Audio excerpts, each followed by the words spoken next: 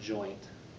Okay, and then acetabulum is where the leg comes in and makes the ball and socket. You can see that on the you see the bottom picture where those three colors come together and make a whole. That's the acetabulum. You can see it really well in the next picture over. You see the femur coming up and the articulating cartilage that meets it. That would be the acetabulum, where that hyaline cartilage is sticking into the pelvis. Know how many tarsals, metatarsals, and phalanges, carpals, metacarpals, and phalanges you have both in the bones and the feet and in the hands. Know the difference where the tarsals are and where the carpals are. Carpals are in your hand. You drive your car with your hands. Tarsals, tar, you step on tar. Tar is on the street. So that's the difference between tarsals and carpals. Okay. The bone markings, you have to know those definitions. Did he tell you to change the one on the trochanter? No. Okay. The trochanter, cross out ball of hip joint. That is not what the trochanter is. What you need to write in there in its place is articulating prominence of the hip. What is that again? Non-articulating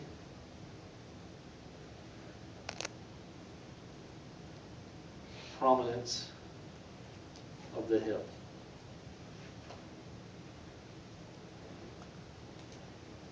Yeah, erased ball of hip joint. That's not what the trochanter is. If you look at the picture on the bottom, you can see the greater trochanter and the lesser trochanter. So you have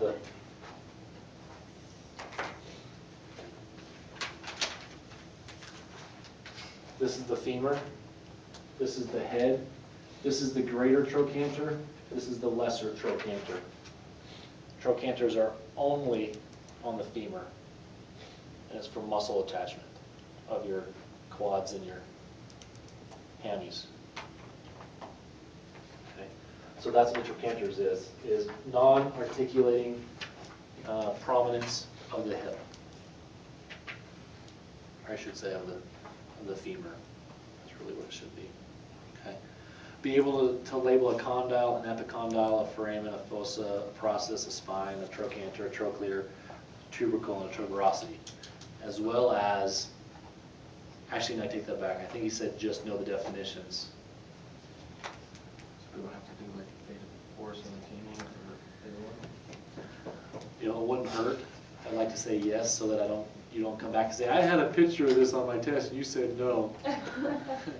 But I believe it's just definitions.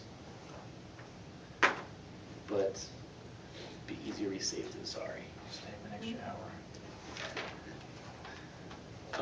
Know the fontanelles in the fetal skull, anterior, posterior, anterolateral, and posterolateral. Posterolateral. Be able to label those. And note that in the human skull there's sutures. You don't believe you have to know them by name in the adult skull, but you do need to know them by name and by picture in the fetal skull. The remnants or the sutures. Yep. The fontanelles turn into sutures. Fontanelles is a soft spot in the